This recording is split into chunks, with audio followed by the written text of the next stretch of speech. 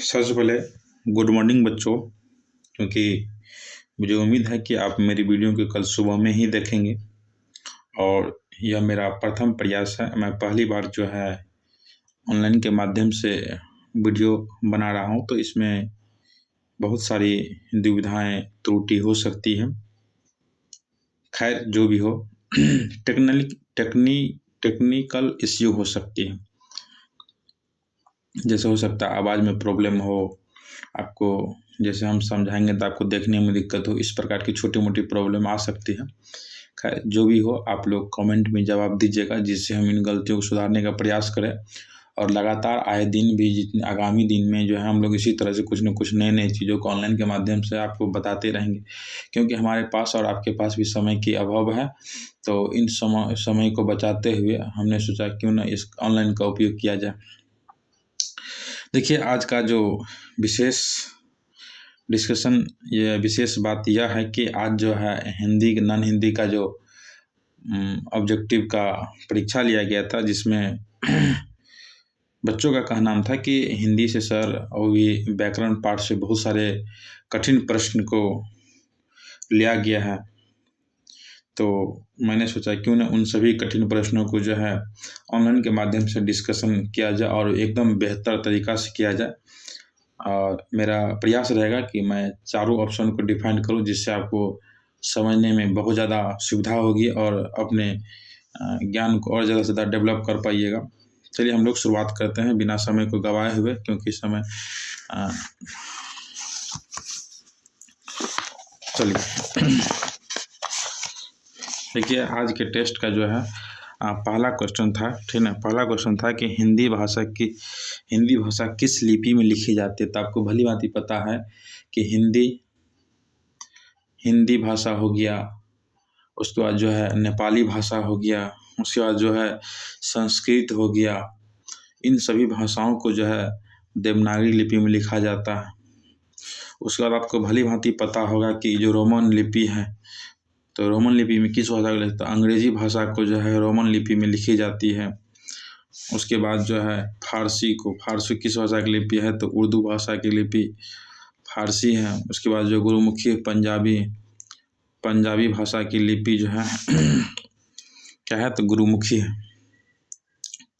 दूसरा प्रश्न है कि स्वरों की मात्राओं तथा अनुस्वार एवं विसर्ग सहित एक व्यंजन वर्ण में 12 रूप होते हैं। इन्हें परंपरा के अनुसार क्या कहते हैं। आपको पता है कि 12 खड़ी जो होता है, 12 खड़ी में हम लोग जो है किसको लेते हैं, तो अ का कोई मात्रा ही नहीं होता, बाद में कि आ का मात्रा होता है, हर्षी का मात्रा होता है, दीर्घई का मात्रा। इसी तरह से करते करते जो है हम लोग अनुस्वार को भी लेते हैं और विसर्ग को भी लेते हैं और री को भी लेते हैं। इस प्रकार से जो है जो भी एक चेन बनता है या ग्रुप बनता है, उसको हम लोग 12 खड़ी के नाम से जानते हैं।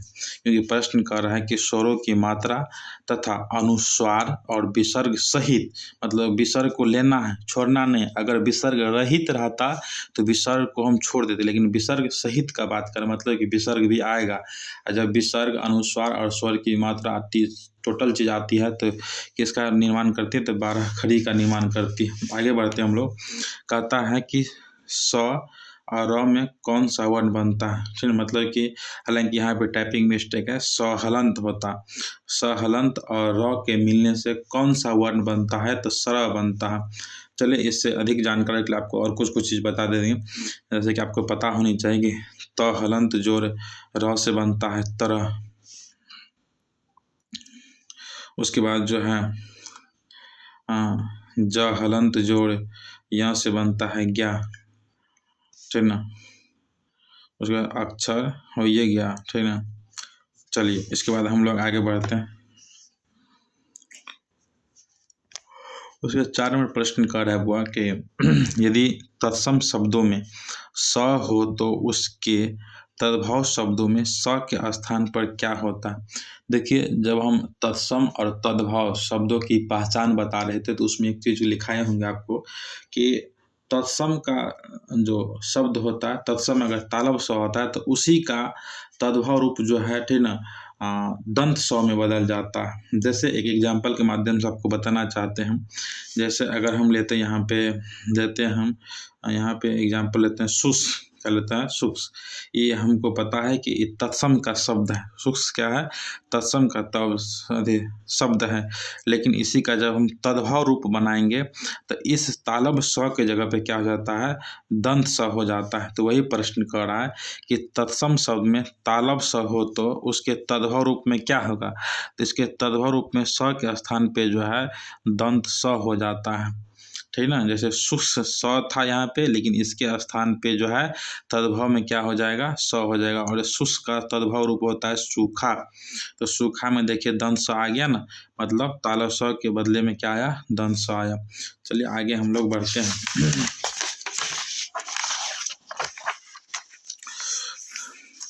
अगला प्रश्न है 5 नंबर, कहता है कि पवर्ग का उच्चारण स्थान। पवर्ग मतलब होता है प, फ, ब, भ और म। मतलब प वर्ग मतलब प के समूह में आने वाले जितने भी वर्ण है उन सभी का उच्चारण किससे होता है? तो आपको भली भांति पता है कि उसका उच्चारण ओस से होता है, क्योंकि कवर्ग का जो है कंठ से होता है, चवर्ग का जो है तालु से होता है, टवर्ग का जो है मूर्धा से होता है, त वर्ग का दंत से होता है और प वर्ग का ओस से होता है। आगे बढ़ते हम लोग 6 नंबर पे।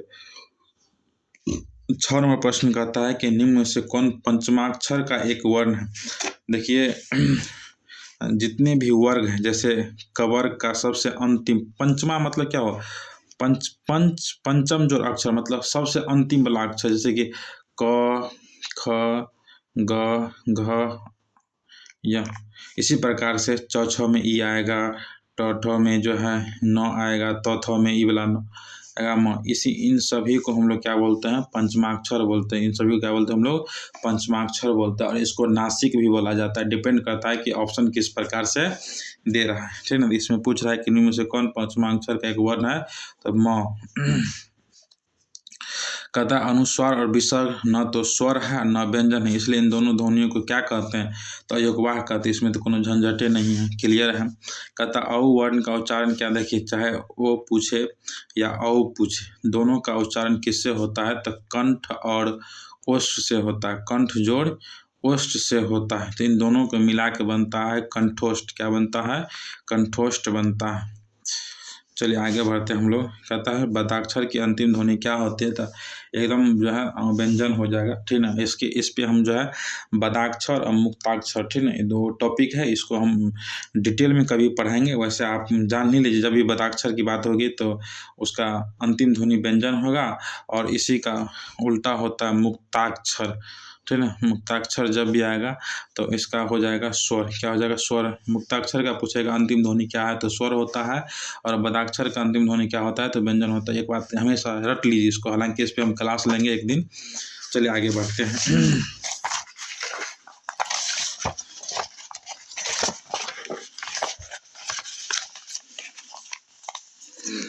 चलिए इसमें क्या कर रहा है कि 10 नंबर प्रश्न कर रहा है कि वक्ता के द्वारा उच्चारण के क्रम में पहली ध्वनि के बाद दूसरी ध्वनि के बीच जो विराम होता है उसे क्या कहते हैं? चलिए इसको हम और अच्छा समझा देते हैं। जो वक्ता मतलब होता है बोलने वाला। वक्ता मतलब क्या होता है? वक्ता मतलब होता है बोलने वाला। तो कहता है जब बोलने वाला कोई शब्द को बोलता है तो शब्द के बीच में जो रुकावट आता है, ठीक ना, उसके बाद जो फिर से हम लोग बोलते हैं तो उस रुकावट को ही हम लोग क्या बोलते हैं? जैसे हम लोग बोलते हैं आइसक्रीम, तो आइस और क्रीम, पहले हम लोग आइस बोले, ठीक, फिर रुके, उसके बाद हम लोग बोलते हैं क्रीम, ठीक ना। जैसे कि हम लोग बोलते हैं ईमानदार, तो ईमान पहले बोलते हैं, उसके बाद क्या बोलते हैं? दार। मतलब कुछ न कुछ समय के लिए हम लोग क्या करते हैं? बीच में रुकते हैं, ईमानदार, ईमानदार, ठीक ना। तो वही कहता है कि उस बीच में जो रुकावट या विराम होता है उसे हम लोग क्या बोलते हैं? तो उसे हम लोग संगम बोलते हैं। क्या बोलते हैं? संगम बोलते हैं, ठीक ना। उसके बाद 11वां प्रश्न कहता है कि दो वर्णों के मेल से होने वाले विकार को क्या कहते हैं? आपको संधि में पढ़ाए थे कि दो वर्णों के मेल से क्या बनता है? होने वाले विकार को हम लोग क्या बोलते हैं? संधि बोलते हैं। लेकिन इसी जगह पर रहता कि दो शब्दों के मेल से क्या बनता है, दो शब्दों के मेल से बनता है समास। क्या बनता है? समास बनता है। या शब्दों के मेल से क्या बनता है? तो समास बनता है। और वर्णों के मेल से क्या बनता है? तो संधि। हाँ, लेकिन अगर ऐसा रहता है कि वर्णों के सार्थक मेल से क्या बनता है? तो शब्द बनता है। वर्णों के सार्थक मेल से क्या बनता है? तो शब्द बनता है। ठीक। 12 नंबर प्रश्न कहता है कि समास में आए पदों को छोड़कर जब किसी अन्य पदार्थ की प्रधानता हो तब उसे कौन सा समास कहते हैं? इसका कहने का मतलब यह हुआ कि कौन ऐसा समास है, ठीक ना, कौन ऐसा समास है जो समान अर्थ को छोड़कर कोई विशेष अर्थ को प्रकट करता है, तो उसे कौन सा समास कहेंगे? तो उसे बहुव्रीहि समास कहा जाता है। आपको जब हम शब्द पढ़ा रहे थे, ठीक ना, जैसे कि योगरूढ़ शब्द, जो योगरूढ़ होगा वही बहुव्रीहि होगा, ठीक ना। आपको योगरूढ़ में भी बताए थे और बहुव्रीहि भी बताए थे। इसमें हमेशा तीसरे अर्थ को प्रकट किया जाता है। वही बात को यहाँ पे कहा है कि जो समान अर्थ को छोड़कर अन्य पदार्थ की प्रधानता को बताया, उसे कौन सा समास कहेंगे? तो उसे बहुव्रीहि समास करेंगे। जैसे एक छोटा सा एग्जाम्पल बताते हैं आपको, जैसे कि गजानन, क्या कहा जाता है? गजानन। अगर गजानन का समान अर्थ पूछा जाएगा, समान मतलब होता है इसका मतलब क्या हुआ? तो इसका मतलब गज मतलब होता है हाथी, ठीक, आनन मतलब होता है मुख, ठीक, आनन मतलब मुख। गज जो आनन मतलब कि हाथी का मुख। ई हो गया एकदम साधारण अर्थ हुआ कि इसका मतलब क्या हो, इस साधारण अर्थ हुआ। लेकिन अगर इसी का पूछेगा विशेष अर्थ क्या होगा, तो बताइए हाथी का मुख किस में होता है? तो वो होता है गणेश जी। कौन होता है? गणेश जी। यही गणेश जी जो है ना विशेष अर्थ हुआ। क्या हुआ? विशेष अर्थ हुआ। हालांकि हमको इससे मतलब नहीं है, गणेश जी से कोई मतलब, ये तो समझाने के लिए आपको हम बोले हैं। ये बात आपके मन में चलना चाहिए कि जो समान अर्थ को नहीं बल्कि किसी न किसी विशेष अर्थ को प्रकट करे, उसे हम लोग क्या बोलते हैं? बहुव्रीहि समास बोलते हैं। अक्सर इस बहुव्रीहि समास में जो है देवी देवता के नाम से आते हैं, जैसे हंसवाहिनी, ज्ञानदायिनी, मुरलीधर, मुरलीधर हो गया, विषधर हो गया, त्रिनेत्र हो गया, दशानन हो गया। इस प्रकार के जो शब्द है इस बहुव्रीहि समास में आते हैं। हालांकि परीक्षा के दृष्टिकोण से यह समास थोड़ा सा इम्पोर्टेंट हो जाता है। उसके बाद द्विगु और द्वंद्व समास, ये 3 को समास पे आप कमांड बना लीजिए, आपको समास पे अच्छा पकड़ बन जाएगा मेरे ख्याल से। ठीक। अब देखिए 13 नंबर प्रश्न को देखिए क्या कह रहा है इसमें। कह रहा है कि निम्न में से कौन सा शब्द जो है तत्पुरुष समास का उदाहरण है? मतलब पूछ रहा है तत्पुरुष समास का उदाहरण क्या था। आपको हम तत्पुरुष समास जब पढ़ाए थे तो उसमें बताए थे कि जब जो है शब्द का विग्रह करेंगे तो विग्रह करने पर जो है विभक्ति चिन्ह के रूप में क्या आना चाहिए? विभक्ति चिन्ह के रूप में जो है का आना चाहिए, ठीक ना, के लिए आना चाहिए। अगर ये सब चीज़ आता है, ठीक, में पर आना चाहिए, से आना चाहिए। अगर ये सब चीज़ आता है तो उसको हम लोग क्या बोलेंगे? तत्पुरुष समास बोलेंगे, ठीक ना। चलिए यहाँ पे धर्माधर्म आपको बताए थे, जब कोई शब्द लगातार 2 बार आए तो उसको हम लोग अव्ययीभाव समास बोलते हैं। धर्माधर्म क्या हो गया? धर्माधर्म मतलब धर्म, ठीक ना। तो ये अव्ययीभाव समास हो गया। उसके बाद जो है सतसई का मतलब होता है 700 श्लोक। इसको हम पहले से लिख के रख लेते क्योंकि सतसई नामक ग्रंथ की रचना किसने किया था? तो बिहारी जी ने किया था। किसने किया था? बिहारी जी ने। सतसई मतलब 7 मतलब किसको बताता है? जैसे कि अगर सप्ताह बोला जाएगा या शतक बोला जाएगा तो शतक, ये सब किसको बताता है? ये सब संख्या को बताता है। इसका मतलब सतसई भी क्या है? सत मतलब 700 और सही मतलब होता है श्लोक। जो 700 श्लोक का ग्रंथ बिहारी जी के द्वारा बनाया गया तो उसको क्या कहा गया था? सतसई कहा गया था। मतलब इस संख्या को डिनोट करता है। तो ये तो होगा नहीं क्योंकि यहाँ पे तत्पुरुष पूछ रहा है। जो संख्या को डिनोट करता है वो द्विगु समास होता है, ठीक ना। इसके बाद जो है आपको और बता देते हैं, जिस समास के बीच में योजक चिन्ह लगा हो, क्या लगा हो? योजक चिन्ह, ठीक ना। योजक चिन्ह आप लोग जानते होंगे। योजक चिन्ह जैसे कि भात और दाल के बीच में योजक चिन्ह लगा, इसी को हम लोग योजक चिन्ह बोलते हैं। तो जिस समास में योजक चिन्ह लगा होता है उसको हम लोग बोलते हैं द्वंद्व समास। क्या बोलते हैं? द्वंद्व समास। जो संख्या को डिनोट करे उस समास को हम लोग बोलते हैं, उस समास को बोलते हैं हम लोग द्विगु समास, ठीक है। जिसमें देवी देवता के नाम का चर्चा, उसे हम लोग क्या बोलते हैं? बहुव्रीहि समास। यहाँ पे यशोधरा का संधि विच्छेद पूछ रहा है, ठीक ना। तो यशोधरा का संधि विच्छेद हम अपने असाइनमेंट में भी दिए हैं, और मेरे ख्याल से जितना भी असाइनमेंट में संधि विच्छेद दिया गया, आप अगर उन चीज़ों को कंप्लीट कर लेते तो आपको बोर्ड एग्जाम में एक भी प्रश्न मेरे ख्याल से नहीं छूटेगा, ठीक है। यशोधरा का संधि विच्छेद होता है यशः जोड़ धरा, यशः जोड़ धरा, यशः जोड़ धरा। क्या होता है? यशः जोड़ धरा। इसमें होता क्या है, ठीक है, विसर्ग जो है ओ में बदल जाता है। जैसे कि अगर यहाँ पे हम यशः जोड़ क्या है, धारा, यशः जोड़ धारा है, तो ये विसर्ग जो है ना, विसर्ग किस में बदल जाएगा? ओ में बदल जाएगा। यही मिल के क्या बन जाता है? यशोधरा बनता है। क्या बनता है? यशोधरा। क्या बन जाता है? यशोधरा। हालांकि इसको डिटेल में पढ़िएगा तो आपको बहुत बढ़िया से समझ में आएगा। 14 नंबर तक डिस्कस कर चुके हैं हम लोग, 15 नंबर से देखते हैं। देखिए यहाँ पे कहता है उड्डयन। क्या कहता है? उड्डयन शब्द का संधि विच्छेद क्या होगा? तो उड्डयन का हो जाएगा उत जोड़ डयन। क्या हो जाएगा? उत जोड़ डयन हो जाएगा। उत जोड़ क्या हो जाएगा? डयन हो जाएगा। इसके पीछे का नियम होता है कि जब त हलंत के बाद ठीक ना, ट ठ ड आता है। जब त हलंत के बाद ट ठ ड आता है, ठीक ना, तो ये जो है, ठीक ना, ये जो है आधा, जैसे कि त के बाद ड आएगा तो ठीक ना, त भी किस में बदल जाएगा? तो आधा ड में बदल जाएगा, ठीक ना। जैसे कि उ त किस में बदल गया? आधा ड में बदल गया। पहले से ये पूरा ड था, तो पहले से पूरा ड, त वाला ड किस में आ गया? आधा य न उड्डयन, मतलब कि त के बाद अगर ड आएगा तो त भी किस में बदल जाएगा? ठीक है, त भी बदल जाएगा आपको आधा ड। इन चीज़ों को अगर आप व्याकरण में जो भी असाइनमेंट में जो नियम से दिया, अगर उन चीज़ों को पढ़ते हैं तो और अच्छा से क्लियर हो जाएगा। आगे बढ़ते हैं। कहता है कि निम्नलिखित में कौन सा शब्द शुद्ध है? निम्नलिखित में कौन सा शब्द शुद्ध है? ये चीज़ देखिए, आप लोग को उतना जल्दी पकड़ इन चीज़ों पे नहीं बनेगा। हालांकि अगर आपको हिंदी साहित्य से ज़्यादा लगा होगा तो इस पे पकड़ बना पाइएगा, लेकिन हमको नहीं लगता है, क्योंकि छोटा छोटा मिस्टेक इसमें जानबूझ के किया जाता है और उसमें आप लोग फंस जाइएगा। हालांकि फिर भी देखिए, ज्योत्सना जो होता है, ठीक है, जो यो आधा तो सोना होता है, ठीक है, शायद हम ठीक लिखें। एक इस बात पे हम भी कंफर्म नहीं है, बहुत हद तक ठीक है कि ऐसे ही लिखा जाता है। प्रज्वलित शुद्ध शब्द पूछ रहा है ना, तो मतलब कि ये भी गलत है। और कृत नहीं होता है, ठीक है, कृत और तब कृत्य होता है, ठीक, इस प्रकार से होना चाहिए था। और तो मतलब ये भी गलत है। और इसका जो है मेरे ख्याल से भस्मीभूत होना चाहिए, भस्मीभूत होना चाहिए। प्रज्वलित इसमें सही है, मतलब ये भी गलत है। 17 नंबर प्रश्न पूछ रहा है कि इसमें कौन सा अशुद्ध है? तो अशुद्ध पूछ रहा है, तो प्रसाद क्या है? अशुद्ध है, क्योंकि प्रसाद एकदम लॉजिकली सब पता कर लेते हैं। प्रसाद हम लोग ऐसे लिखते हैं, है ना। तो प्रसाद इसमें क्या है? अशुद्ध है। कहता है निम्न प्रश्नवाचक चिन्ह कौन है?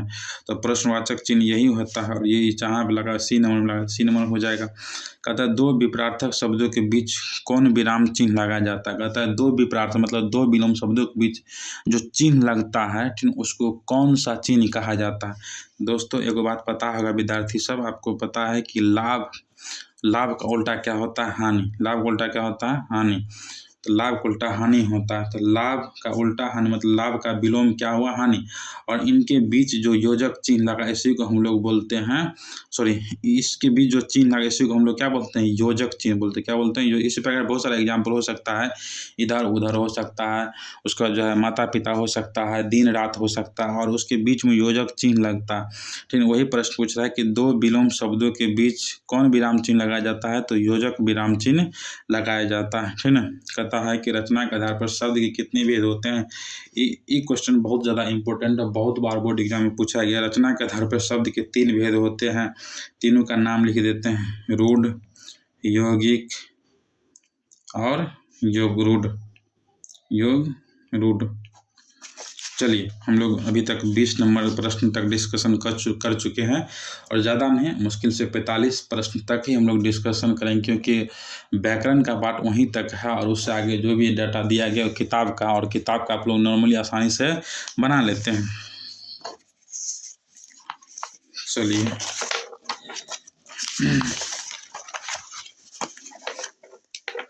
देखिए यहाँ पे पूछ रहा है कि निम्न में कौन सा तद्भव शब्द है?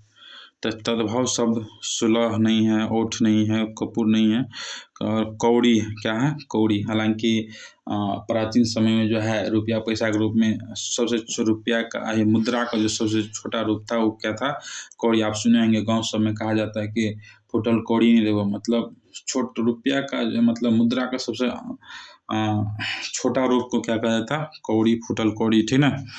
कहता निम्नलिखित संकर शब्द है। संकर शब्द आपके बारे में आपको पता होनी चाहिए। संकर शब्द क्या होता था, जब दो भाषा का शब्द मिल के बनता था उसको बोला जाता संकर शब्द। जैसे रेलगाड़ी, तो रेल क्या है, रेल है इंग्लिश और गाड़ी है हिंदी शब्द, ठीक ना। उसके बाद जो है railway station, sorry railway station है जैसे कि इसमें और से क्या हो सकता है, जैसे कि मालगाड़ी कह लीजिए। उसके बाद जो है टिकट घर कह लीजिए, ठीक ना। तो इस प्रकार से जो भी शब्द आएगा, हालांकि इसमें लाठी चार्ज है तो इसमें चार्ज जो है अंग्रेजी शब्द है और लाठी हिंदी शब्द है। तो दो भाषा के शब्द मिल के बना है लाठी चार्ज। लाठी हिंदी और चार्ज जो है वो होता है अंग्रेजी शब्द। तो दोनों मिल के बना है और दो भाषा का शब्द जब भी मिलता है उसको क्या कहा जाता है, संकर शब्द कहा। जैसे कि टिकट घर भी, टिकट इंग्लिश शब्द है और घर क्या है, हिंदी शब्द है ना। तो इस प्रकार से जब दो भाषा के शब्द मिलते तो उसको संकर शब्द कहा जाता है। ठीक, इसमें पूछ रहा है 23 नंबर प्रश्न है कि निम्नलिखित में कौन व्यक्तिवाचक संज्ञा है। देखिए सोना जो है, सोना को नापा तोला जाता है और वैसे भी जो है धातु के नाम है, तो ये जो हो जाएगा आपको जो है ना, ये हो जाएगा द्रव्यवाचक संज्ञा। क्या हो जाएगा, द्रव्यवाचक। ये जो झब्बा है, झब्बा जो है, झब्बा हो जाएगा आपको झब्बा मतलब समूह, समूह को बताता है, तो ये हो जाएगा समूहवाचक संज्ञा। और करुणा, करुणा मतलब किसी की भावना को बताता है, करुणा, प्रेम, लोभ, लालच। तो ये हो गया भाववाचक संज्ञा। क्या हो गया, भाववाचक संज्ञा। पूछ क्या रहा हमको, व्यक्तिवाचक संज्ञा कौन है, तो पटना किसी जगह का नाम है। और आपको बताए थे कि जब किसी व्यक्ति, वस्तु, स्थान या जानवर के नाम को ही हम लोग क्या बोलते हैं, व्यक्तिवाचक संज्ञा बोलते हैं। तो आंसर नंबर सी हो जाएगा इसका। 24 नंबर प्रश्न क्या कहता है, कहता है जिस संज्ञा शब्द से व्यक्ति, वस्तु के गुण या धर्म, दशा अथवा व्यापार का बोध होता है उसे कौन सा संज्ञा कहते हैं। एकदम राइट है, भाववाचक संज्ञा बोलते हैं। इसमें तो किसी भी प्रकार का कन्फ्यूजन नहीं होना चाहिए, क्योंकि जब भी गुण, धर्म या दशा की बात होती है तो उसको हम लोग क्या बोलते हैं, भाववाचक संज्ञा बोलते हैं। आगे बढ़ते हैं हम लोग। 25 नंबर प्रश्न कहता है कि संज्ञा के जिस रूप से व्यक्ति या वस्तु की नर या मादा जाति का बोध उसे व्याकरण में क्या कहते हैं। मतलब सीधा सीधा समझिए ना, जैसे स्त्री और नर मतलब क्या हुआ, नर मतलब पुरुष और मादा मतलब स्त्री, मतलब जिससे स्त्रीलिंग और पुल्लिंग की पुल्लिंग का पता चले, ठीक ना। या जिस संज्ञा से इसलिए पुल्लिंग का बोध हो उसे हम लोग क्या बोलते हैं, तो उसे हम लोग क्या बोलते हैं, तो लिंग बोलते हैं। लिंग मतलब क्या, स्त्रीलिंग और पुल्लिंग। इसको घुमा के थोड़ा सा दिया गया, बच्चा को नर मादा कर दे तो बहुत बच्चा सा कन्फ्यूजन में आ गए होंगे। खैर टेस्ट है, टेस्ट का काम ही होता है आपको सतर्क करना, आपको सिखाना। चलिए हम लोग 25 से आगे बढ़ते हैं, 26 नंबर प्रश्न पे चलते हैं। हो सकता है कि वीडियो जो है लंबी हो जाए, तो हम नहीं चाहते हैं कि वीडियो लंबी हो, शॉर्टकट में चाहते हैं कि इसको जल्दी से जल्दी ख़त्म कर दें। कहता है कि जिन वाक्यों में जो है लगना, जाना, सकना तथा चुकना सहायक क्रिया आती है उनमें किस वर्ण का प्रयोग नहीं होता है, तो ने वर्ण का प्रयोग नहीं होता। इसको हम क्लास में और बेहतर तरीके से समझाने का प्रयास करेंगे। क्लास में इस पर हम स्पेशल डिस्कशन करेंगे। 26 नंबर प्रश्न को याद रखिएगा, आप लोग क्लास में याद दिला दीजिएगा हमको, क्योंकि इसमें बहुत बात समझाना है। कहता हरि मोहन को रुपया देता, जब भी देने की बात होता था तो आपको हम बताए थे कौन सा कारक होगा, तो संप्रदान कारक। जैसे किसी राम को भिक्षा दे दो, श्याम को जो है रुपया दे दो, तो इस प्रकार से जब भी देने की बात होता है उसे हम लोग क्या बोलते हैं, संप्रदान कारक बोलते हैं। क्या बोलते हैं, संप्रदान कारक बोलते हैं, ठीक है। और संबंध कारक किसको बोलते हैं, तो संबंध जैसे कि संबंध कारक जैसे कि संबंध, जो संबंध को बताए, जैसे कि जैसे संबंध में हम क्या कह सकते हैं, तो राम की नानी उसे बहुत मानती है, तो यहाँ पे जो है राम का संबंध क्या है, उसकी नानी से है, तो संबंध कारक एग्जाम्पल हो जाएगा। और अपादान मतलब होता है, अपादान का विभक्ति चिन्ह होता है अपादान से, अपादान से। और ई विभक्ति चिन्ह का प्रयोग कब होता है? जब कोई भी चीज़ अलग होता है। क्या होता है? अलग होने के सेंस में से विभक्ति चिन्ह का प्रयोग होता है। जैसे कि पेड़ से पत्ता गिर रही है, तो अगर पूछा जाएगा पेड़ से पत्ता गिर रही है, तो इस वाक्य में जो है किस कारक का प्रयोग किया गया है, तो आप क्या कहिएगा? अपादान कारक का प्रयोग किया गया, क्योंकि जो है जब भी कोई चीज़ अलग होती है, जैसे कि हिमालय से गंगा निकलती है, ठीक ना, और पेड़ से फल गिरा, और इस प्रकार से जो है, या कह सकते हैं कि फूल से खुशबू निकलती है। ठीक इस प्रकार से जो भी होगा, जब भी एक जगह से निकलने वाली बात होगी, हटने दूर होने वाली बात होगी, तो वहाँ पे कौन सा कारक हो जाएगा? अपादान कारक हो जाएगा। करण कारक क्या होता है? कहता है इसका विभक्ति चिन्ह होता है से। क्या होता है? से, ठीक ना। जैसे कि से और कर्ता ने कर्म को करण से के द्वारा, से और के द्वारा। जैसे इस साधन का हमेशा काम करता था, किसका? तो साधन का। से विभक्ति चिन्ह अपादान कारक में भी आता है, और से विभक्ति चिन्ह जो है करण कारक में भी आता है। लेकिन जब अपादान कारक में से विभक्ति चिन्ह आता है, तो वहाँ पे अलग होने की बात होता है, लेकिन करण कारक में से विभक्ति चिन्ह आता है, तो वहाँ पे साधन का काम कर। जैसे कि मोहन ने लाठी से सांप को मारा, तो यहाँ पे लाठी से सांप को मारा, तो लाठी साधन का काम किया। मोहन पेन से चिट्ठी लिखता है, ठीक ना, तो यहाँ पे पेन जो है, ठीक ना, एक साधन का काम किया। इस प्रकार से बहुत सारा एग्जाम्पल हो सकता है, लेकिन हम चाहते हैं कि वीडियो ज़्यादा लंबा ना हो। कहता है श्रीमती शब्द का बहुवचन रूप क्या होगा? तो श्रीमतियाँ होगा, श्रीमतियाँ होगा, बी नंबर। कहता है निम्नलिखित में कौन सा पुल्लिंग शब्द, इसको हम पहले से लेके रख चुके थे, क्योंकि थोड़ा सा कन्फ्यूजन इसमें हमको भी हो चुका था। खिंचाव, ठीक है, खिंचाव से देखिए, हम एक सेंटेंस बना के देखिए, खिंचाव हो रहा है। इस प्रकार से हमको पता चल पा रहा है कि खिंचाव क्या है? पुल्लिंग शब्द है। जैसे उसके बाद जो है 30 नंबर प्रश्न कहता है निम्न में कौन स्त्रीलिंग शब्द है? निम्न में कौन स्त्रीलिंग शब्द है? तो स्त्रीलिंग शब्द हमने सब पे ट्रैक किया, सेंटेंस बना, क्योंकि स्त्रीलिंग और पुल्लिंग को पहचानने का एक ही तरीका है कि आप वाक्य बनाइए, और वाक्य में आपको जो है अपने पता चल जाए कि कौन सा शब्द स्त्रीलिंग है, कौन सा पुल्लिंग है। इसका एक ही तरीका है, नहीं तो आपको सभी शब्दों पे कमांड करना पड़ेगा, इतना करना संभव है ही नहीं। इसलिए जो है सबसे जो है सेंटेंस बनाइए, और सेंटेंस आपको स्पष्ट पता चल जाएगी स्त्रीलिंग है कि पुल्लिंग, जैसे मैंने किया है। जैसे अंगूर है, तो अंगूर खट्टी होती है या खट्टा है? अंगूर खट्टा, जनरली लोग अंगूर खट्टा है बोलते हैं, तो खट्टा है सेंस में क्या हो गया? पुल्लिंग हो गया। हमको पूछ रहा है स्त्रीलिंग। चलिए पर्दा, तो पर्दा लगा है, पर्दा लगा है हम लोग बोलते हैं, ठीक है। उसके बाद जो है कीचड़ सूखा है। लेकिन जब कहते हैं कि बिल्ली छत से कूद पड़ी, या चूहा छत से गिर गई, या छत से गिर गई, इस प्रकार से मतलब छत जो है किसको बताता है? स्त्रीलिंग चीज़ को बताता है, ठीक ना। जनरल ये तो सुनबे किए होंगे, ठीक है, कि बिल्ली छत से कूद पड़ी, तो छत से कूद पड़ी या छत से गिर गई, है ना, तो छत शब्द क्या हो गया? स्त्रीलिंग हो गया। उसके बाद जो है 30 नंबर तक हम लोग कर चुके हैं, और 31 नंबर प्रश्न देखिए। कहता है वाक्य से अलग रहने वाले शब्दों को शब्द कहते हैं, ठीक, किंतु जब ये किसी वाक्य में पिरो दिए जाते हैं तब क्या कहलाते हैं? देखिए आपको हम जो है बताए थे, इस चीज़ पे तो हम कई बार क्लास में डिस्कशन किए हैं कि देखिए शब्द और पद एक ही चीज़ होता है। एक दृष्टिकोण से देखा जाए तो एक ही चीज़ होता है, लेकिन दोनों का खेला अलग अलग है। अगर जैसे कमल लिखा गया है यहाँ पे, तो कमल अगर सिंगल है तो इसको हम लोग क्या बोलेंगे? शब्द बोलेंगे। क्या बोलेंगे? शब्द बोलेंगे। कमल क्या है? एक शब्द है। लेकिन इसी कमल से एक वाक्य बना दीजिए कि कमल का फूल कीचड़ में खिलता है, कमल का फूल कीचड़ में खिलता है, तो ये एक वाक्य होगा। और पूछेगा इस वाक्य में जैसे, ठीक ना, कोई शब्द के बारे में, तो शब्द सिंगल लेगा तो शब्द, नहीं तो वाक्य में रहेगा तो उसको हम लोग किस नाम से जानते हैं? तो पद के नाम से जानते हैं। इस बात को तो हम क्लास में कई बार डिस्कशन कर चुके हैं।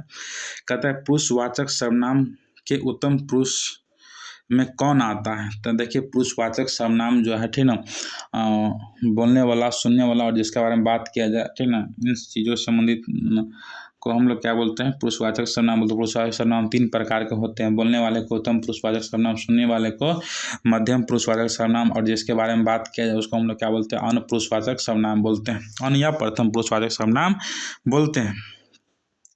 तो इसमें पूछा जा रहा है कि उत्तम पुरुषवाचक में कौन आता है? तो उत्तम मतलब बोलने वाला, लेखक या वक्ता। वक्ता मतलब क्या? बोलने वाला, ठीक ना। और जैसे बोलने वाला में जैसे कि बोलने वाला व्यक्ति हमेशा अपने लिए कौन सा सर्वनाम का प्रयोग करेगा? जैसे मैं, हम, मेरा, मुझसे। जब भी कोई बोलेगा तो अपने लिए, ठीक ना, म से संबंधित और ह से संबंधित। जैसे म संबंधित मेरा, मुझे, मुझसे, मेरे को, ह से हमारा, हमारी, हमें। मतलब कि बोलने वाला व्यक्ति हमेशा अपने लिए, ठीक ना, जिस शब्द का प्रयोग करेगा या जिस सर्वनाम का प्रयोग करेगा वो किस में आएगा? तो उत्तम पुरुष में आएगा। कहता है हिंदी में कुल कितने सर्वनाम? तो भली भांति पता है कि हिंदी में कुल कितने सर्वनाम? तो 11 सर्वनाम है, ठीक ना। कहता है जो विशेषण विशेष और क्रिया के बीच में उसे क्या कहते हैं? तो ठीक ना, इसको हम अलग से यहाँ पे नोट में लिख दिए हैं कि संज्ञा विशेषण के बाद और क्रिया से पहले जो आता है उसे हम लोग क्या बोलते हैं? उसे हम लोग बोलते हैं विधेय विशेषण बोलते हैं। क्या बोलते हैं? विधेय विशेषण। जैसे कि एक एग्जाम्पल समझने का प्रयास कीजिए, हालांकि इसको असाइनमेंट में हम बहुत बढ़िया समझाने का प्रयास किए, ठीक है। जैसे कि देखिए, वह बालक सुंदर है, वह बालक सुंदर है, ठीक है। वह बालक क्या है? सुंदर है। यहाँ पे क्या कहता है कि संज्ञा या विशेषण के बाद और क्रिया से पहले जो आता है उसे हम लोग क्या बोलते हैं? विधेय विशेषण बोलते हैं। मतलब संज्ञा के बाद और क्रिया से पहले जो विशेषण आता है उसे हम लोग कौन सा विशेषण बोलते हैं? तो विधेय विशेषण बोलते हैं। कौन सा विशेषण? जैसे कि यहाँ पे देखिए, बालक क्या है? तो संज्ञा है। बालक क्या है? संज्ञा है। और है यहाँ पे क्या है? क्रिया। क्रिया मतलब सहायक क्रिया। उसके बीच में जो विशेषण आया तो उसी को हम लोग क्या बोलते हैं? विधेय विशेषण बोलते हैं। क्या बोलते हैं? विधेय विशेषण बोलते हैं। लेकिन एक और विशेषण होता है, एगो होता है विशेष विशेषण। जैसे कि सी नंबर देखिए, हालांकि इसका आंसर तो डी होगा, लेकिन इसको हम डिफाइन कर देते हैं, मतलब बता देते हैं कि विशेष विशेषण कब होता है, ठीक है। तो कहता है कि विशेषण जो है, विशेषण जिस शब्द की विशेषता को बताता है, विशेषण जिस शब्द की विशेषता को बताता है उसे हम लोग क्या बोलते हैं? विशेष विशेषण बोलते हैं। क्या बोलते हैं? विशेष विशेषण बोलते हैं। फिर से सुन लीजिए, कहता है विशेषण जिस शब्द की विशेषता को बताए उसे हम लोग क्या बोलते हैं? विशेष विशेषण बोलते हैं। जैसे यहाँ पे एक एग्जाम्पल समझाने का प्रयास करते हैं कि सुंदर लड़की है। क्या है? सुंदर लड़की है, सुंदर लड़की है। हाँ जी, परिभाषा क्या बोले थे आपको अभी कि विशेषण जिस शब्द की विशेषता बताए। तो विशेषण यहाँ पे क्या है? तो विशेषण यहाँ पे सुंदर है। और सुंदर किस शब्द की विशेषता को बताता है? तो लड़की की विशेषता। लड़की को न कह रहा है कि सुंदर है, मतलब लड़की शब्द यहाँ पे क्या हो गया? विशेष विशेषण हो गया। क्या हो गया? विशेष विशेषण हो गया, ठीक है। या विशेष कह लीजिए, विशेष हुआ, और विशेषण तो सुंदर हुआ, ठीक। कहता है मोहन पढ़ने में बहुत तेज है। मोहन पढ़ने में बहुत तेज है। इस वाक्य में प्रविशेषण क्या है? देखिए, बहुत, ठीक ना, चतुर और अत्यंत, ये तीनों शब्द जो आएगा तो समझ लीजिए क्या है कि प्रविशेषण, मतलब जो विशेषण की विशेषता को ही बता। जैसे कि राम तेज है, राम क्या है? तेज है। मतलब कि यहाँ पे तेज शब्द जो है इसने राम की विशेषता को तो बता ही रहा, ठीक ना। लेकिन अगर इसी में अगर बहुत शब्द लगा देते हैं कि राम बहुत तेज है, तो इसका मतलब क्या? तेज था उसको और तेज बना दिया। मतलब कि विशेषण का काम है किसी का बड़ाई करना, लेकिन उसी विशेषण के आगे अगर कोई शब्द लगाते हैं तो वो विशेषण की विशेषता को ही बता देता है। मतलब तेज तो था लेकिन और तेज बना दिया। क्या आने से? तो बहुत आने से। तो इसी बहुत शब्द को हम लोग क्या बोलते हैं? प्रविशेषण। इसको हम लोग क्या बोलेंगे? बहुत शब्द को प्रविशेषण। तेज को क्या बोलेंगे? विशेषण बोलेंगे, ठीक। बाद में कि जिसको जो दिक्कत होगा आप क्लास में भी हमसे पूछ सकते हैं, कोई दिक्कत नहीं है। उसके बाद देखिए, व्युत्पत्ति अथवा शब्द निर्माण के दृष्टि से धातु कितने प्रकार के होते हैं? तो 5 प्रकार के होते हैं। मूल धातु, यौगिक धातु, मिश्र धातु, नाम धातु, अनुकरणात्मक धातु। इसको तो हम असाइनमेंट में भी लिखे हैं और पढ़ाए भी हैं, ठीक ना। और कुछ चीज़ हम नहीं भी जानबूझ के पढ़ाते क्योंकि उतना ज़्यादा प्रश्न नहीं आता है, इसलिए जानबूझ के छोड़ भी देते हैं। तो इन चीज़ों को हम हालांकि छोड़े हुए हैं। मूल धातु, यौगिक धातु, इसके बारे में पढ़े हैं और बाद में कि तीनों का जिक्र असाइनमेंट में जरूर किया गया है। एक बार आप लोग पढ़ लीजिएगा। कहता है 37वां प्रश्न कहता है कि जो धातु संज्ञा या विशेषण से बनती है उसे क्या कहते हैं? उसे नाम धातु कहते हैं। क्या कहते हैं? नाम धातु कहते हैं, ठीक है। कहता है जो धातु संज्ञा या विशेषण से बनती है उसे क्या कहते हैं? उसे हम लोग नाम धातु कहते हैं। ठीक है। कहता है मैंने आम खाया है, मैंने आम खाया है, ठीक है ना। तो कहता है इस किस काल को प्रदर्शित करता है, तो ये आसन भूतकाल को प्रदर्शित करता है, ठीक है ना। चलिए 39वां प्रश्न क्या है, ऐसे शब्द को क्या कहते हैं जिसके रूप में लिंग, वचन, पुरुष, कारक इत्यादि कारण कोई विकार उत्पन्न नहीं हो तो उसे अवयव कहते हैं। क्या बोलते हैं? अवयव। देखिए जब आपको हम शब्द पढ़ा रहे थे तो वहाँ पे वो चीज़ बताए थे कि प्रयोग की दृष्टि से, किसकी दृष्टि से? प्रयोग की दृष्टि से जो है शब्द के दो प्रकार होते हैं। कितने प्रकार होते हैं? शब्द के दो प्रकार होते हैं। एक होता था विकारी शब्द। क्या होता था? विकारी शब्द। एक होता था अविकारी शब्द, ठीक ना। तो विकारी शब्द हम लोग किसको बोलते थे? जिसमें संज्ञा, सर्वनाम, विशेषण और क्रिया था, तो उसे हम लोग क्या बोलते थे? विकारी शब्द बोलते थे। और उसके बाद जो है क्रिया विशेषण हो गया, समुच्चय बोधक अवयव हो गया, विस्मयादि बोधक अवयव हो गया, ठीक ना। और उसके बाद एक और होगा, ठीक ना। तो उसको हम लोग जो है अविकारी शब्द में गिनती करते थे, अविकारी या अवयव भी कह सकते थे। और उस पर जो है लिंग, वचन, पुरुष, कारक इत्यादि के कारण कोई विकार भी उत्पन्न नहीं होता है, तो उसको हम लोग क्या बोलते हैं? अविकारी शब्द या अवयव बोलते हैं, ठीक। असाइनमेंट में भी इस चीज़ को लिखा गया, आप पढ़ लीजिएगा। 40वां प्रश्न कहता है प्रयोग के अनुसार जो है क्रिया विशेषण कितने भेद होता है। हम क्रिया विशेषण बच्चों को पढ़ाते ही नहीं, क्योंकि इससे प्रश्न नहीं के बराबर आता। हालांकि मॉडल पर पूछ दिया गया अलग बात है, लेकिन चलिए 3 प्रकार होते हैं। कितने प्रकार होते हैं? 3 प्रकार होते हैं। 40 का ऑप्शन नंबर ए सही हो जाएगा। कहता है निम्न में कौन तुलना बोधक निपात है, ठीक ना। तुलना बोधक मतलब जिससे तुलना का बोध हो, किससे? जिससे तुलना का बोध हो, ठीक ना। जैसे कि देखिए मत, सिर्फ, जी, सा, ठीक ना। जैसे कि दो व्यक्ति या वस्तु के बीच जो तुलना का बोध हो और उसके बीच में जो शब्द आता है या वर्ण आता है, तो जैसे कि चांद सा मुखड़ा, मतलब चांद से तुलना किया गया मुखड़ा का, ठीक। इस बीच में जो है तुलना का काम क्या कर रहा है? तो सा, ठीक ना। या इसको हम जो है क्लास में सोचेंगे, क्लास में जो है विशेष तौर पे बताने का प्रयास करेंगे। थोड़ा सा इस पे हमको भी सेल्फ स्टडी करना पड़ेगा, क्योंकि ये चीज़ जो है बच्चों के सिलेबस में नहीं है और इसको हम पढ़ाते भी नहीं हैं, इसलिए थोड़ा सा इसको हम क्लास में बेहतर तरीके से बताने का काम करेंगे। चलिए अब 31 नंबर क्या कहता है? वाक से अलग रहने वाले सब। अच्छा ये तो हम डिस्कशन करा चुके हैं ना, तो हम लोग 41 नंबर तक आ चुके थे, ठीक।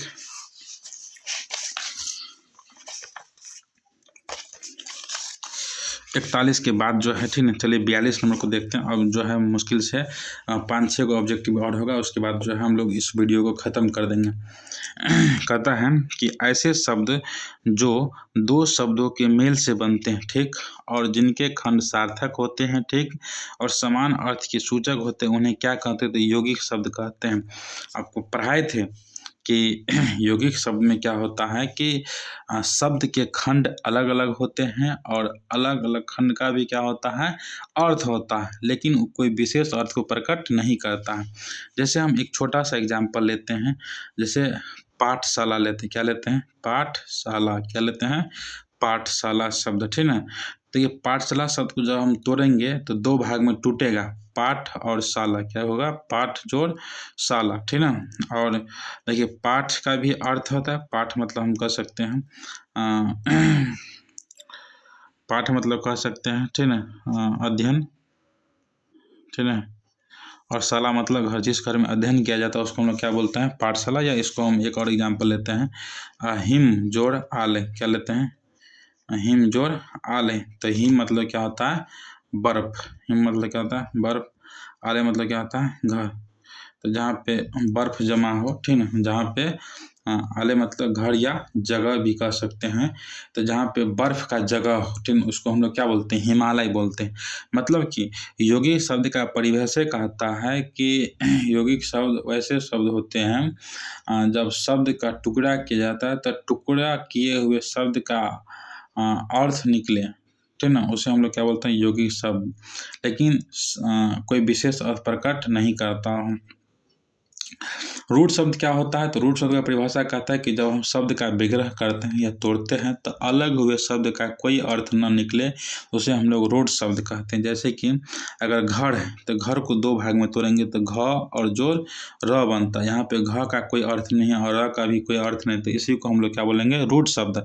लेकिन कोई शब्द ऐसा आएगा जिसको तोड़ेंगे, तोड़ने के बाद टूटे हुए दोनों भाग का जो है अलग अलग अर्थ निकल जाए, ठीक, और कोई विशेष अर्थ नहीं प्रकट करे, तो उसे हम लोग क्या बोलेंगे? यौगिक। लेकिन कभी जैसे इसी से मिलता जुलता एक चीज़ और है, उसको हम लोग बोलते हैं योग रूढ़। क्या बोलते हैं? योग रूढ़, ठीक है। हालांकि योग रूढ़ में भी शब्द टूटता है, शब्द का विग्रह करते तो टूटता है और टूटे हुए भाग का अलग अलग अर्थ निकलता है, लेकिन वो कोई तीसरे अर्थ को प्रकट करता है। जैसे समझने का प्रयास कीजिए, जैसे पंकज शब्द बहुत फेमस एग्जाम्पल है, ठीक ना, क्योंकि पूर्णा किताब सब में या जूनियर सेक्शन की किताब सब लीजिएगा तो इस एग्जाम्पल के अलावा कुछ देवे नहीं करता है, ठीक ना। पंकज, पंकज को जब हम तोड़ते हैं दो भाग में तो दो भाग में टूटता है पंक जोड़ ज, ठीक ना। पंक जोड़ ज, पंक मतलब होता है कीचड़, ठीक है। पंक मतलब क्या होता है? कीचड़। ज मतलब होता है जन्मा हुआ। अब एक बात बताइए, ये तो समान अर्थ हुआ, ठीक ना। पंक का भी अर्थ निकल गया और ज का भी अर्थ निकल गया, समान अर्थ हुआ। अभी तक इसको हम क्या बोल सकते हैं? यौगिक बोल सकते हैं।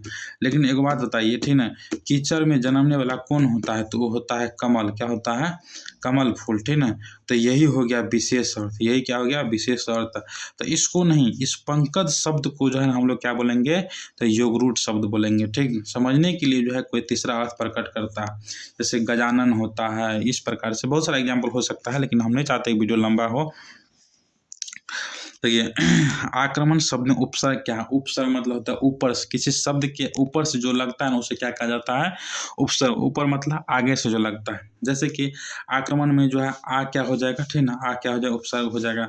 पुजापा में क्या हो जाएगा? आपा हो जाए। जैसे पुजापा है ना तो बुढ़ापा आता, पड़ते ही पूजा, पड़ते मतलब जो पीछे से लगा हो, ठीक, एकदम अंतिम पीछे से, तो बुढ़ापा, पुजापा क्या हो जाएगा? आपा हो जाएगा।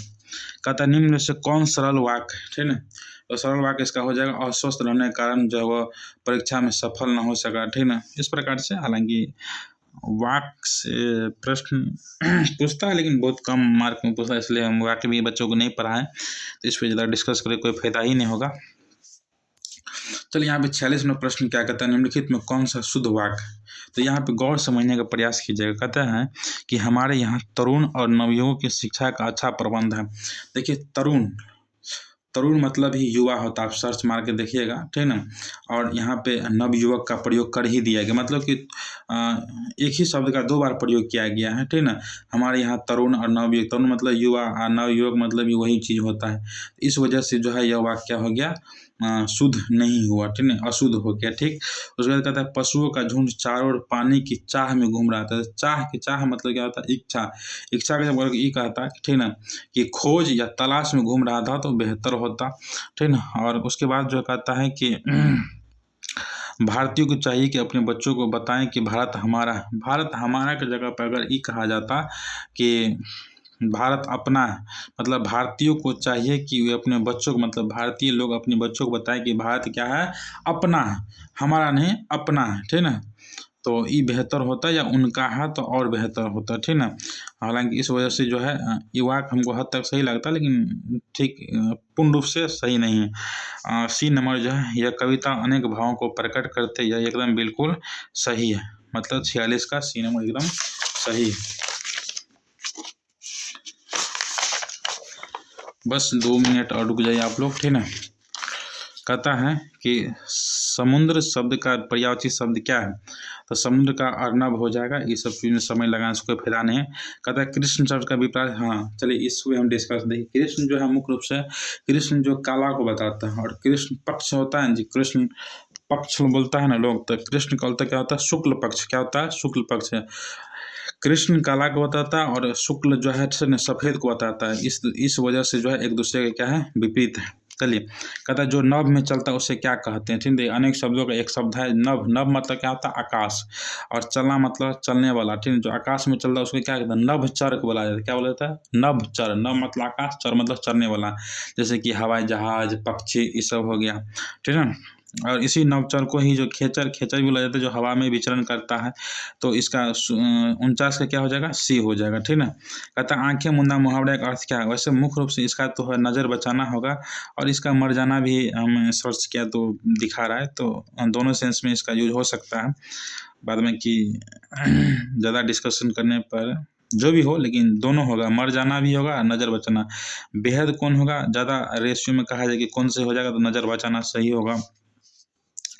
कहता हाथ कंगन को आरसी क्या लुकती का क्या अर्थ, मतलब ये मुहावरा पूछा गया है, ठीक, मुहावरा और लुकतियाँ जो होती हैं, ठीक ना। कहता हाथ कंगन को आरसी क्या, मतलब जो हाथ में कंगन हो तो आरसी मतलब होता है दर्पण, आरसी मतलब क्या होता है, दर्पण, ठीक ना। मतलब जो हाथ में कंगन दिखिया है तो दर्पण की क्या जरूरत है देखने के लिए, ठीक ना। इस प्रकार से इसका कहने का अर्थ हो जाए प्रत्यक्ष के लिए प्रमाण की क्या आवश्यकता है, ठीक ना। तो जिंदा है। चलिए इसके बाद जो है यहीं पे हम अपनी वीडियो ख़त्म करते हैं। आप लोग अपना प्रतिक्रिया ज़रूर दीजिएगा। अभी रात्रि के जो है ठीक कितना टाइम हो रहा है एक बार देख लेते हैं। अभी 12:55 मान के चलिए हम 1 बजे इस वीडियो को कंप्लीट किए हैं, और यह मेरा प्रथम वीडियो है। यदि वीडियो अच्छा लगा आपको, ठीक, तो आप मुझे कमेंट कीजिए, हमें कमेंट कीजिए, जिससे हमें लगेगा कि इस पे और काम करना चाहिए और आपको अधिक से अधिक लाभ मिल सके ऑनलाइन के माध्यम से घर बैठे बैठे। जिन छात्रों के पास मोबाइल नहीं है वो छात्र जो है क्लास में आइए, आपको हम अपना टाइम देंगे देखने के लिए, और उस टाइम में जो है ठीक ना आराम से देखिएगा, ठीक। उसके बाद जो है सभी बच्चों को शुभकामना। आप लोग अपने तैयारी को जो है दिन दुना रात चौगुना और मेहनती से जो है कीजिए, और तैयारी को एकदम मजबूत तरीक़ा से बुलंद कीजिए। धन्यवाद। आप अपना लेकिन राय विचार ज़रूर दीजिएगा कि आज जो हम आपको पढ़ाए उसमें पढ़ने में कैसा लगा, ठीक। अगर अच्छा लगा तो हम इस चीज़ को कंटिन्यू करेंगे, नहीं लगा तो फिर कोई दिक्कत ही नहीं। चलिए धन्यवाद।